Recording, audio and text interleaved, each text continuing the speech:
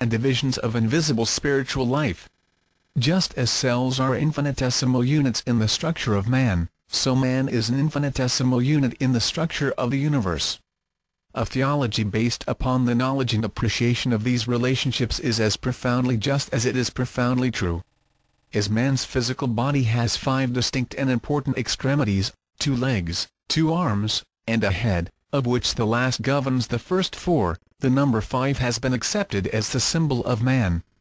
By its 4 corners the pyramid symbolizes the arms and legs, and by its apex the head, thus indicating that one rational power controls 4 irrational corners. The hands and feet are used to represent the 4 elements, of which the 2 feet are earth and water, and the 2 hands fire and air. The brain then symbolizes the sacred 5th element, her, which controls and unites the other 4. If the feet are placed together and the arms outspread, man then symbolizes the cross with the rational intellect as the head or upper limb. The fingers and toes also have special significance. The toes represent the 10 commandments of the physical law and the fingers the 10 commandments of the spiritual law. The 4 fingers of each hand represent the 4 elements and the 3 phalanges of each finger represent the divisions of the element, so that in each hand there are 12 parts to the fingers, which are analogous to the signs of the zodiac, whereas the 2 phalanges and base of each thumb signify the threefold deity. The first phalange corresponds to the creative aspect, the second to the preservative aspect, and the base to the generative and destructive aspect. When the hands are brought together, the result is the 24 elders and the 6 days of creation. In symbolism the body is divided vertically into halves, the right half being considered as light and the left half as darkness. By those unacquainted with the true meanings of light and darkness, the light half was denominated spiritual and the left half material. Light is the symbol of objectivity, darkness of subjectivity. Light is a manifestation of life and is therefore posterior to life. That which is anterior to light is darkness, in which light exists temporarily but darkness permanently. As life precedes light, its only symbol is darkness, and darkness is considered as the veil which must eternally conceal the true nature of abstract and undifferentiated being.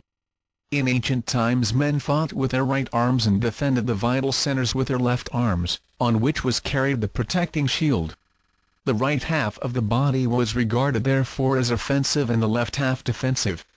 For this reason also the right side of the body was considered masculine and the left side feminine. Several authorities are of the opinion that the present prevalent right-handedness of the race is the outgrowth of the custom of holding the left hand in restraint for defensive purposes. Furthermore, as the source of being is in the primal darkness which preceded light, so the spiritual nature of man is in the dark part of his being, for the heart is on the left side.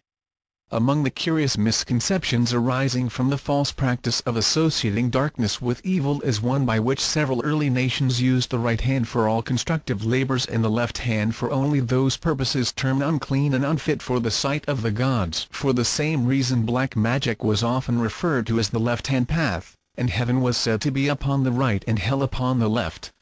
Some philosophers further declared that there were 2 methods of writing, one from left to right, which was considered the exoteric method. The other from right to left, which was considered esoteric. The exoteric writing was that which was done out or away from the heart, while the esoteric writing was that which, like the ancient Hebrew, was written toward the heart. The secret doctrine declares that every part and member of the body is epitomized in the brain and, in turn, that all that is in the brain is epitomized in the heart. In symbolism the human head is frequently used to represent intelligence and self-knowledge. As the human body in its entirety is the most perfect known product of the Earth's evolution, it was employed to represent divinity, the highest appreciable state or condition. Artists, attempting to portray divinity, often show only a hand emerging from an impenetrable cloud. The cloud signifies the unknowable divinity concealed from man by human limitation. The hand signifies the divine activity, the only part of God which is cognizable to the lower senses. The face consists of a natural trinity, the eyes representing the spiritual power which comprehends, the nostrils representing the preservative and vivifying power, and the mouth and ears representing the material demiurgic power of the lower world. The first sphere is eternally existent and is creative.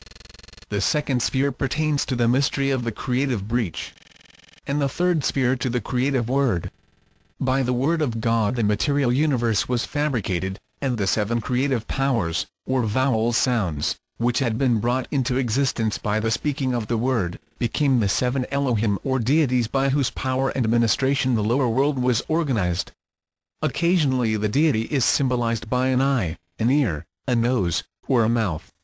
By the first, divine awareness is signified. By the second, divine interest. By the third, divine vitality.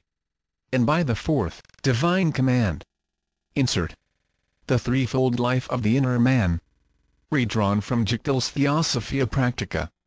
Johann Georg Jichtel, a profound philosopher and mystic, the most illumined of the disciples of Jacob B. Mee, secretly circulated the above diagrams among a small group of devoted friends and students.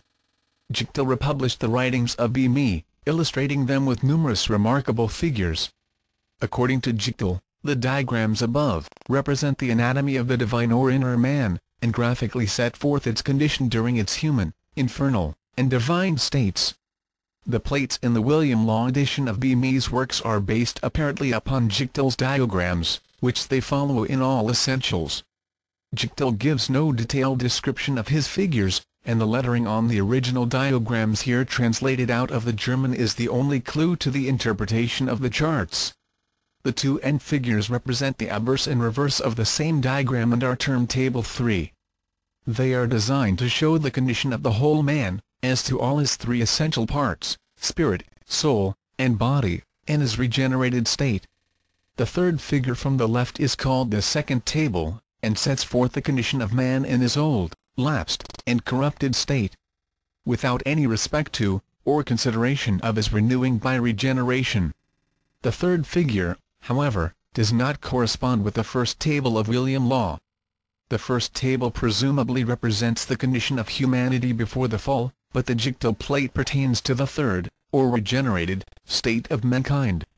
William Law thus describes the purpose of the diagrams, and the symbols upon them. These 3 tables are designed to represent man in his different threefold state: the first before his fall, in purity, dominion, and glory; the second after his fall, in pollution and perdition; and the third in his rising from the fall, or on the way of regeneration, in sanctification and tendency to his last perfection. The student of Orientalism will immediately recognize in the symbols upon the figures the Hindu chakras, or centers of spiritual force, the various motions and aspects of which reveal the condition of the disciple's internal divine nature. Continued. The ancients did not believe that spirituality made men either righteous or rational, but rather that righteousness and rationality made men spiritual. The mysteries taught that spiritual illumination was attained only by bringing the lower nature up to a certain standard of efficiency and purity. The mysteries were therefore established for the purpose of unfolding the nature of man according to certain fixed rules which, when faithfully followed, elevated the human consciousness to a point where it was capable of cognizing its own constitution and the true purpose of existence. This knowledge of how man's manifold constitution could be most quickly and most completely regenerated to the point of spiritual illumination constituted the secret, or esoteric, doctrine of antiquity. Certain apparently physical organs and centers are in reality the veils or sheaths of spiritual centers. What these were and how they could be unfolded was never revealed to the unregenerate, for the philosophers realized that once he understands the complete working of any system, a man may accomplish a prescribed end without being qualified to manipulate and control the effects which he has produced. For this reason long periods of probation were imposed, so that the knowledge of how to become as the gods might remain the sole possession of the worthy. Lest that knowledge be lost, however, it was concealed in allegories and myths which were meaningless to the profane but self-evident to those acquainted with that theory of personal redemption which was the foundation of philosophical theology. Christianity itself may be cited as an example. The entire New Testament is in fact an ingeniously concealed exposition of the secret processes of human regeneration. The characters so long considered as historical men and women are really the personification of certain processes which take place in the human body when man begins the task of consciously liberating himself from the bondage of ignorance and death. The garments and ornamentations supposedly worn by the gods are also keys, for in the mysteries clothing was considered as synonymous with form. The degree of spiritual